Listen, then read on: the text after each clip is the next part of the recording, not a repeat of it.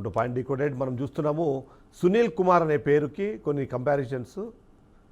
ఒకే పేరుతో ఇద్దరు వ్యక్తులు ఉన్నారని అనుమానపడాల్సిన అవసరం లేదు. ఇద్దరు డిఫరెంట్ పీపుల్. అయితే వీళ్ళిద్దరిలోనూ ఒక సారూప్యత అయితే ఉంది. వీళ్ళిద్దరూ కూడా ఒకే కేసులోనే ఇబ్బందులు పడుతున్న పరిస్థితి ఉంది. అంతేకాకుండా ఈ ఇద్దరు కూడా ఒక్కరి కంప్లైంట్ బేస్డ్గానే ఇవాళ ఇబ్బందులు పడుతున్నారు. అలాగే ఆంధ్రప్రదేశ్ రాష్ట్ర ప్రభుత్వం ఏదైతే ఉందో వాళ్ళిద్దరినీ ఇబ్బంది పెడుతున్నారు. దీంట్లో ఎవరి వర్షన్ వాళ్ళు వినిపించే ప్రయత్నం చేస్తారు. అందులో ముఖ్యంగా ఏదైతే మనం మాట్లాడుతున్నట్టుగా ఇప్పుడు డిప్యూటీ స్పీకర్గా ఉన్న RRR అంటే రఘురామకృష్ణంరాజు తన కేసులో ఇద్దరు కీలకమైన వ్యక్తులకు సంబంధించిన అంశాన్ని ఇప్పుడు మాట్లాడుతున్నారు. అందులో ఒకరు పివి సునీల్ కుమార్, రెండు సునీల్ నాయక్. వీళ్ళిద్దరి పేర్లు కూడా సునీల్తోనే స్టార్ట్ అవుతాయి. వీళ్ళిద్దరూ కూడా IPS క్యాడర్లో పనిచేసిన వాళ్ళు. ఒకరు ఆంధ్రప్రదేశ్ రాష్ట్రం క్యాడర్ అయితే మరొకరు బీహార్ క్యాడర్లో పనిచేశారు. ఆ తర్వాత 2021లో ఇద్దరు కూడా ఆంధ్రప్రదేశ్ రాష్ట్రంలోనే పనిచేశారు. ఇద్దరికి కూడా కనెక్షన్ మనకి ఎక్కడ కనిపిస్తుంది అంటే ఏదైతే మనం మాట్లాడుతున్నట్టుగా రఘురామకృష్ణంరాజుకి సంబంధించిన ఇష్యూలో వీళ్ళిద్దరికీ కనెక్షన్ ఉందని చెప్పి వీళ్ళిద్దరి మీద కూడా ఆరోపణలు చేసిన వ్యక్తి, వీళ్ళిద్దరిని అరెస్ట్ చేయాలని పోరాటం చేసిన వ్యక్తి, వీళ్ళిద్దరిని సర్వీస్లో లేకుండా చేయాలని ప్రయత్నం చేసిన వ్యక్తి కూడా ఒకరు. ఆయన పేరు రఘురామకృష్ణంరాజు. గతంలో ఆయన పొలిటీషియన్గా ఉన్నారు, ఇప్పుడు కూడా పొలిటీషియన్గా ఉన్నారు. కానీ గతంలో ఆయన ఎంపీగా ఉంటే ఇప్పుడు మాత్రం డిప్యూటీ స్పీకర్గా ఉన్నారు. ఈ నేపథ్యంలోనే ఇద్దరికి సంబంధించిన అంశాలని మనం ఇప్పుడు ఎందుకు డిస్కస్ చేసుకోవాల్సి వస్తుంది అంటే ఇద్దరు కూడా దాదాపుగా ఒక్కరోజు డిఫరెన్స్లోనే ఇద్దరిని ఇబ్బంది పెట్టే ప్రయత్నం జరిగింది. పివి సునీల్ కుమార్ సంబంధించి గతంలోనే ఆయన్ని సస్పెండ్ చేస్తూ ఒక నిర్ణయం తీసుకున్నారు. ఆయన విధుల పట్ల సరిగా లేరని, ఆయన విధులు నిర్వహించడంలో ఫెయిల్ అయ్యారనే కారణంతో ఆయన సస్పెండ్ చేశారు. ఆ సస్పెండ్ అయిన తర్వాత దాన్ని రెన్యువల్ చేస్తూ అంటే ఆయన ఆల్మోస్ట్ రిటైర్ అయ్యేంత వరకు కూడా ఆయనకి ఎట్టి పరిస్థితుల్లోనూ పోస్టింగ్ ఇవ్వకూడదు అని నిర్ణయం తీసుకుని ఆ సస్పెన్షన్స్ని పొడిగిస్తూ 22వ తారీఖున ఒక నిర్ణయం తీసుకొని దానికి సంబంధించిన జీవోని రిలీజ్ చేశారు. ఆ జీవో కాపీ నేను మీకు ఇప్పుడు చూపిస్తాను. అందులో చాలా క్లియర్గా చెప్తున్నారు. జీవో కాపీలో చాలా క్లియర్గా IPS పివి సునీల్ కుమార్ ఎవరైతే ఉన్నారో ఆయనకి సంబంధించిన అంశాన్ని అక్కడ ఆయన సస్పెండ్ చేయడంతో పాటు ఆయన మళ్ళీ రీఅపాయింట్ అవ్వకుండా, ఆయన రీఅపాయింట్ అవ్వాలి అంటే ఓన్లీ ఆయన మీద ఉన్న కేసులు పూర్తిగా కొట్టివేసిన తర్వాత మాత్రమే ఆయనకు పోస్టింగ్ వచ్చేలాగా అప్పుడు కూడా పివి సునీల్ కుమార్ సస్పెన్షన్లోనే రిటైర్ అయ్యేలాగా ఆ ఎక్స్టెన్షన్ అన్నది కంప్లీట్ అయిపోతుంది. ఇదే సందర్భంలో జగన్మోహన్ రెడ్డి అధికారంలో ఉన్నప్పుడు, వైఎస్ఆర్సీపీ అధికారంలో ఉన్నప్పుడు ఏమి వెంకటేశ్వరరావు కూడా ఇదే తరహాలో ఇబ్బందులు పెట్టారు, ఆయన కూడా ఇబ్బందులు పడ్డారు అని ఒక మాట వినిపిస్తుంది. కానీ అదే క్యాల్కులేషన్లో ఒకవేళ చూస్తే మాత్రం ఒక్క అంశాన్ని మాత్రం అక్కడ మనం చూడాలి. ఏంటంటే ఏదైతే ఆయన రిటైర్మెంట్ని మాత్రం IPS క్యాడర్లోనే ఆయన రిటైర్ అవ్వడానికి అవకాశం కల్పించారని, సరే అవకాశం కల్పించారని వైసీపీ చెప్పుకుంటుంది. అలా కాదు, ఆయనకు ఆ అవకాశాన్ని కల్పించింది న్యాయస్థానాలు అనే మాట మాట్లాడుతుంటారు. సరే ఎవరు ఏంటన్నది మనం డిస్కస్ చేద్దాం. ఇప్పుడు మరొక ఇంపార్టెంట్ ఇష్యూ ఇప్పుడు తెరపైకి వచ్చింది. అది IPS సునీల్ నాయక్కి సంబంధించిన అంశం. IPS సునీల్ నాయక్ని నిన్న బీహార్లో అరెస్ట్ చేసే ప్రయత్నం చేశారు. అరెస్ట్ చేసి ట్రాన్సిట్ వారెంట్ ద్వారా ఆంధ్రప్రదేశ్ రాష్ట్రాన్ని తీసుకొచ్చే ప్రయత్నం చేశారు. కానీ అక్కడ ఇమ్మీడియట్లీ కోర్టులో రెస్పాండ్ అయ్యాయి. ఒక IPS స్థాయి వ్యక్తిని ఎలాంటి కేసుకు సంబంధించిన ఇన్వాల్వ్మెంటు, నోటీసులు ఎలాంటివి లేకుండా మీరు ఎలా అరెస్ట్ చేస్తారు అంటూ ఎవరైతే అక్కడ ఆ ఇష్యూని తీసుకోవడానికి ఆయన ఎవరైతే అరెస్ట్ చేయడానికి వెళ్ళారో వాళ్ళని అరెస్ట్ చేస్తారనే విధంగా మాట్లాడిన పరిస్థితి మనం చూసాం. ఈ నేపథ్యంలో ఇవాళ సునీల్ నాయక్ ఉదయం X వేదికగా తను కొద్దిగా బాధని ఎక్స్ప్రెస్ చేసే ప్రయత్నం చేశారు. ఇక్కడ నేను చెప్పినట్టుగా ఇద్దరిలోనూ ఉన్న సారూప్యత ఏంటి అంటే ఒకరు SC సామాజిక వర్గానికి సంబంధించిన పివి సునీల్ కుమార్ అయితే మరొకరు ST సామాజిక వర్గానికి సంబంధించిన సునీల్ నాయక్. ఆయన ఒకటే క్వశ్చన్ అడుగుతున్నారు ఆంధ్రప్రదేశ్ రాష్ట్ర ప్రభుత్వాన్ని. కులమే కారణమా? STగా పుట్టడమే నేరమా? ఉన్నత ఉద్యోగాల్లో చిన్న కులాలు ఉంటే జీర్ణించుకోలేరా అన్నది ఆయన అడిగిన ప్రశ్న. సరే దీనికి సారూప్యత ఉంది కదా అనుకుంటే SCలోనే పుట్టిన పివి సునీల్ కుమార్ని అదే తరహా ఇబ్బందులు పెడుతున్నారు, STలో పుట్టిన సునీల్ నాయక్ని అది ఇబ్బందులు పెడుతున్నారు అన్నదే ఆయన ఒపీనియన్. 2024లో FIR నమోదులో నా పేరు కూడా లేదు, అయినా సరే కావాలని నన్ను ఇరికించారు. 2021లో జరిగిన ఘటన, ఆ సంఘటనకు సంబంధించిన ఇష్యూ, అందులో నా పాత్ర లేని దగ్గర నన్ను వాంటెడ్గా కేసులో పెట్టారు. అప్పుడు నేను మౌనంగా ఫిర్యాదుదారుడుగా నాకు కాల్ చేసి ex-CM మీద పివి సునీల్ కుమార్ మీద నువ్వు చెప్పు, లేకపోతే నువ్వు కేసులో నేరస్తుడు అవుతావని బెదిరింపులకు పాల్పడ్డారు అన్న విషయాన్ని నేను చెప్పే ప్రయత్నం చేస్తున్నాను.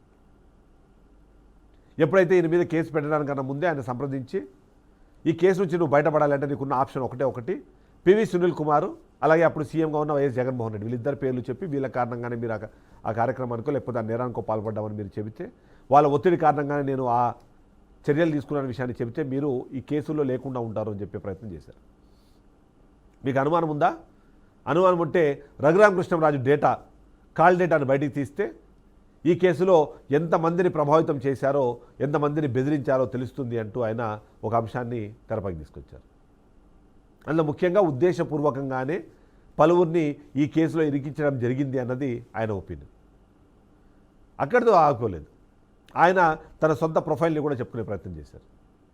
ఎస్టీ అనగానే చాలామంది భావించేది ఆయన ఏదో రిజర్వేషన్ల కోటాలో చదువుకోకపోయినా తక్కువ మార్కులు వచ్చినా కేవలం దాంట్లో వచ్చేశారు, ఆయన ఐపీఎస్ అయిపోయారని ఎవరైనా భావిస్తారేమో, ఎవరికైనా అలాంటి ఒపీనియన్ ఉందేమో అనే ఉద్దేశంతో కూడా ఆయన ఒక మంచి ప్రయత్నం చేశారు. ఐఐటి చెన్నైలో, గుర్తుపెట్టుకోండి, ఐఐటి చెన్నైలో గ్రాడ్యుయేషన్ పూర్తి చేసి ఎస్టీ లంబాడీ కోటాలో ఐపీఎస్గా ఉద్యోగం సాధించాను అన్నది ఆయన అచీవ్మెంట్గా చెప్పుకున్నారు. ఆనాడు RRR కేసులో ఫిర్యాదిని నేను, ఏదైతే RRR ఉందో ఆ కేసులో ఫిర్యాదిని నేను కాబట్టి ఇది కేవలం నన్ను నిరికించడానికి చేసిన ఒక కుట్ర మాత్రమే అని చెప్పి ఆయన తన ఒపీనియన్ చెప్పారు. అందరికీ నా దగ్గర బాడీకి కెమెరా ఉందని అల్లరి చేస్తూ అతనితో వచ్చిన అధికారులు నా తల్లి మరుగుదొడ్లు వెళ్తే అసభ్యకరంగా ప్రవర్తిస్తూ ఆమెను అవమానించారు అన్నదని చెప్పే ప్రయత్నం చేస్తున్నారు. అంటే వాళ్ళ బాడీలో కెమెరా ఉందని చెప్పేసి ఆ లేడీస్ని కూడా ఇబ్బంది పెట్టారు అన్నది. ఈ నేపథ్యంలో ఆయన కొన్ని పాయింట్స్ కూడా అక్కడ మెన్షన్ చేసే ప్రయత్నం చేశారు. ఎవరైతే అవినీతి గురించో అక్రమాల గురించో మాట్లాడుతున్నారో, ఏ కారణం చేతైతే మమ్మల్ని ఇబ్బంది పెట్టే ప్రయత్నం చేస్తున్నారో వాళ్ళకు సంబంధించిన కొన్ని అంశాలను కూడా ఆయన చెప్పే ప్రయత్నం చేశారు. ధోతి శుభకార్యం చేసి 4 కోట్ల రూపాయల బంగారు బహుమతులు పొందితే దానిపైన నేటికి కూడా విచారణ లేదు అన్నది ఆయన చెప్పే మాట. ఓ మహిళ హెచ్డిఎఫ్సి మేనేజర్ని అడ్డుగా పెట్టుకొని ఎన్నో భూదందాలు చేస్తే ఇప్పటికీ ఎంక్వైరీ జరగడం లేదు అన్నది ఆయన చేసిన మరో ఆరోపణ. ఆ జిల్లాలో ఇసుక గ్రానైటు మైనింగ్ చేసే వాళ్ళ దగ్గర దందాలకు పాల్పడితే ఇప్పటికీ ఎంక్వైరీ లేదు. అదే ఒక లంబాడీ కులంలో పుట్టిన నేను ఐపీఎస్ అధికారి అవ్వడమే నేను చేసుకున్న నేరం అన్నది ఆయన అడుగుతున్న సూటి ప్రశ్న. ఎంతోమంది చేత వారిపై చెప్పమని నా మీద ఒత్తిడి తెచ్చారు. సదరు వ్యక్తులు మాట్లాడిన ఫోన్ కాల్ రికార్డ్స్ అన్నీ కూడా నా దగ్గర ఉన్నాయి. ఈ వ్యవహారం అంతా కోర్టులో ఉండడం వల్ల నేను ఈ విషయాలన్నిటికీ సరైన సమయంలోనే బయట పెడతాను అంటూ ఆయన చెప్పారు. ఈ నేపథ్యంలో ఆయన ఒక ఆవేదనని కూడా వ్యక్తం చేశారు. ఆయన వ్యక్తం చేసిన ఆవేదన ఏంటంటే, నా తల్లిని అవమానించిన ప్రతి ఒక్కరిని చట్టం ముందు నిలబెడతాను అంటూ ఆయన చెప్పడం. ఇవన్నింటినీ కూడా ఏదైతే ట్విట్టర్ వేదికగా, ఎక్స్ వేదికగా ఆయన ఈ ఒక పోస్ట్ చేశారు. ఆ పోస్ట్కు సంబంధించిన స్క్రీన్ షాట్ కూడా మీరు చూడొచ్చు. అదే నేపథ్యంలోనే పివి సునీల్ కుమార్ కూడా ఇదే తరహా మాటలు మాట్లాడే ప్రయత్నం చేస్తున్నారు.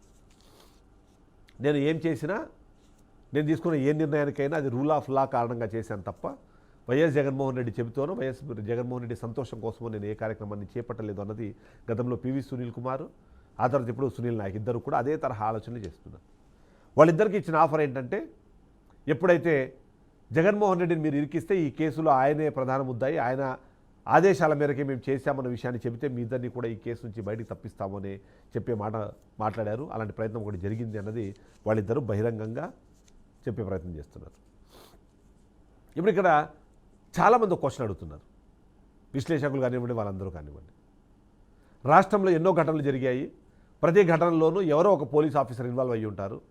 ఏ ఆఫీసర్ అయినా సరే వాళ్ళు రూల్ ఆఫ్ లాని బేస్ చేసుకొని ముందుకు వెళ్తూ ఉంటారు. ఆ కారణంలో టీడీపీ నాయకులకు, అందులో ముఖ్యమైన నేతలకు ఏదైనా సమస్య జరిగితే ఆ సమస్యకు రాజకీయ రంగు ఎలా పులుముతారు అని, అలా తీసుకున్న ప్రతి నిర్ణయాన్ని వైఎస్ జగన్మోహన్ రెడ్డికి మీరు ఎలా ఆపాదిస్తారు అని, ఆపాదించడంతో ఆగిపోకుండా ఇలాంటి ఇష్యూస్ అయినప్పుడు ఆయన ద్వారానే, ఆయన వల్లనే, ఆయన చెప్పడం వల్లనే, ఆయన చేసిన ఒక ఆజ్ఞ వల్లనే మేము ఇలాంటి నడుచుకున్నాము అని చెప్పి తద్వారా ఆయన్ని డిఫేమ్ చేసే ప్రయత్నం మీరు ఎలా చేస్తారో, అలా నిజంగానే ఆయన చేసినట్టు ఆ రోజు నేను చేసి, ఆయన చెప్పినట్టుగా ఆ రోజు నేను చేసిన, మీరు చెప్పినట్టుగా ఈ రోజుగా చేసినా సరే యాజ్ అన్ ఇండివిజువల్గా, యాజ్ అన్ ఐపీఎస్ ఆఫీసర్గా నాకు ఏమి ఐడెంటిటీ ఉంటుంది అనే ప్రశ్న వాళ్ళు అడుగుతున్నారు. పివి సునీల్ కుమార్ ఒక ఎస్సీ సామాజిక వర్గానికి సంబంధించిన వ్యక్తి, సునీల్ నాయక్ ఒక ఎస్టీ సామాజిక వర్గానికి సంబంధించిన వ్యక్తి. వీళ్ళిద్దరూ కూడా ఐపీఎస్లుగా వెళ్ళి, ఐపీఎస్లుగా ఉండి, ప్రతి ఒక్కరికి తెలుసు ఎంత డైనమిక్ ఆఫీసర్స్ అన్నది. పివి సునీల్ కుమార్కి సంబంధించి అయితే ఆయన ఐపీఎస్ ఆఫీసర్ కన్నా ఒక అంబేద్కర్ వాదిగాను, ఒక దళిత సమాజానికి మేలు చేసే వ్యక్తిగాను, ఆ సమాజాన్ని బాగుపరచడానికి తనదైన స్థాయిలో, తనదైన శైలిలో, తనదైన స్తోమతను ఉపయోగించి బాగుపరిచే ప్రయత్నం చేసిన వ్యక్తిగాను చాలామంది సుపరిచితులు. చాలామంది తెలియని విషయం ఏంటంటే, పివి సునీల్ కుమార్ ఒక ఐపీఎస్ ఆఫీసర్ మాత్రమే కాదు, ఆయన ఒక మంచి కవి. ఐపీఎస్ ఆఫీసర్తో పాటు ఆయన లిటరేచర్లో ఆయన చేసిన కృషి కూడా చాలామందికి తెలియదు. కానీ ఆయన ఒక కవి, ఆ లిటరేచర్లో ఎంతో కృషి చేశారు, ఆ విషయాలు కూడా తెలుసుకోవాలి. కేవలం ఒక వ్యక్తిని ఇబ్బంది పెట్టారని, ఆయన ఇప్పుడు రాజ్యాంగ పదవిలో ఉన్నారు కాబట్టి, ప్రభుత్వం తన చేతిలో ఉంది కాబట్టి ఇలా ఐపీఎస్ ఆఫీసర్లను ఇబ్బంది పెడితే ఫ్యూచర్లో ఏం జరగబోతోంది, ఏం జరుగుతుంది అన్న ప్రశ్నకు వాళ్ళే సమాధానం చెప్పే ప్రయత్నం చేస్తున్నారు. మొన్నటికి మొన్న మనం చూసాము, సిబిఐకి సంబంధించి తన ఒక కేసులో బ్యాంకులను మోసం చేశారనే ఒక కేసులో ఐపీఎస్ ఆఫీసర్లు వీళ్ళందరికీ సంబంధం లేకుండానే కేసు నమోదు చేసి వాళ్ళ మీద ఆయన మీద చర్యలు తీసుకోవాలని చెప్పేసి సిబిఐని ఆదేశించింది కోర్టు. అలాంటి పరిస్థితులు మనం చూసినప్పుడు, అలాంటి సందర్భాలు వచ్చినప్పుడు వాళ్ళు అడుగుతున్న ప్రశ్న ఒకటే, చట్టం తన పని తాను చేసుకుపోవాలి, కానీ చట్టాన్ని ఇలా చుట్టంలా మార్చుకునే ప్రయత్నము అధికారంలో ఉన్నారు కాబట్టి మీరు ఎలా చేస్తారు అని. పివి సునీల్ కుమార్ ఒక ఎస్సీ సామాజిక వర్గానికి సంబంధించిన వ్యక్తి, సునీల్ నాయక్ ఒక ఎస్టీ సామాజిక వాళ్ళు ఐపీఎస్లు. కానీ అదే సందర్భంలో ఎంతోమంది ఐపీఎస్లు పనిచేశారు, కానీ మిగిలిన ఐపీఎస్లు అందరినీ వదిలేసి ఈ ఇద్దరు ఐపీఎస్ల మీద ఎందుకు అంత కక్ష కట్టారు అని. ఒక ఐఏఎస్ ఆఫీసర్ అయితే వాలంటరీ రిటైర్మెంట్ తీసుకొని వెళ్ళిన పరిస్థితి మనం చూసాం, ప్రవీణ్ కుమార్.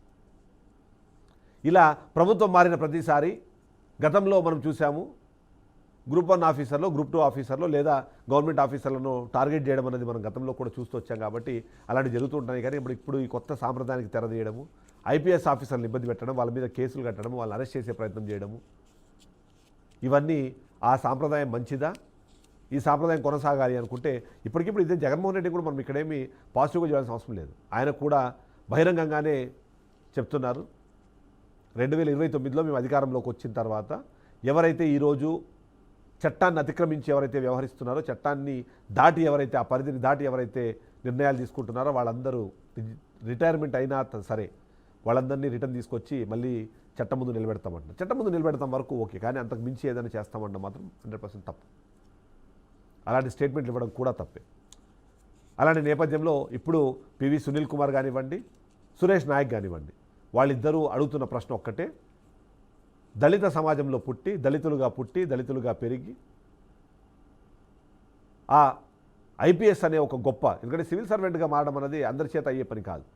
ఆ సివిల్ సర్వెంట్లుగా మారిన తర్వాత పని చేసుకుంటూ ఓవైపు దళితులకు సహాయంగా ఉండే ప్రయత్నం చేస్తూ ప్రభుత్వంలో మేము భాగస్వామి అయిన తర్వాత మమ్మల్ని ఇలా కులం కారణంగా మమ్మల్ని ఇబ్బంది పెట్టడం సరైన పద్ధతి కాదు అనేది వాళ్ళు చెప్పే ప్రయత్నం చేస్తున్నారు. సరే, టీడీపీ దానికి ఎలా రెస్పాండ్ అవుతుందో కూడా చూడాల్సిన అవసరం అయితే మనకుంది.